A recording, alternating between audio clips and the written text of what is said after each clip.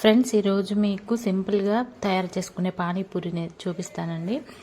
బయట ఎలాగో మనకి కల్తీ అంటున్నారు కాబట్టి ఇంట్లోనే మనం చేసుకోవచ్చు. చాలా సింపుల్గా ముందుగా ప్యాన్ పెట్టుకొని దాంట్లో కొంచెం ఆయిల్ వేసుకొని ఉల్లిపాయ ముక్కలు వేసుకోవాలి. ఉల్లిపాయ ముక్కలు కొంచెం మగ్గిన తర్వాత టమాటా ముక్కలు వేసుకోవాలి. ఇవి కూడా కొంచెం మగ్గిన తర్వాత అల్లం వెల్లుల్లి పేస్ట్, ఉప్పు, కారం వేసుకోవాలి. ఆ ముక్కల్లో టమాటాలు ఉల్లిపాయ ముక్కల్లో వేసుకొని కొంచెం గరం మసాలా వేసుకోవాలి. ఇవి కూడా బాగా మగ్గించాలండి మొత్తం ప్యాన్ మీద పెట్టి. ఇప్పుడు ఉడికించి పెట్టుకున్న ఉప్పు వేసి ఉడికించి పెట్టుకున్న బఠానీలు విత్ వాటర్, అంటే మనం ఉడికించిన బఠానీ వాటర్తో సహా మొత్తం వేసేసుకోవాలి.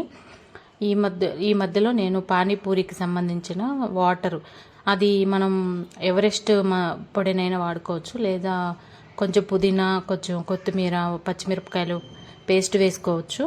పేస్ట్ వేసి వాటర్ కలుపుకోవచ్చు. తర్వాత ఆనియన్ ముక్కలు వేసి కలుపుకోవాలి.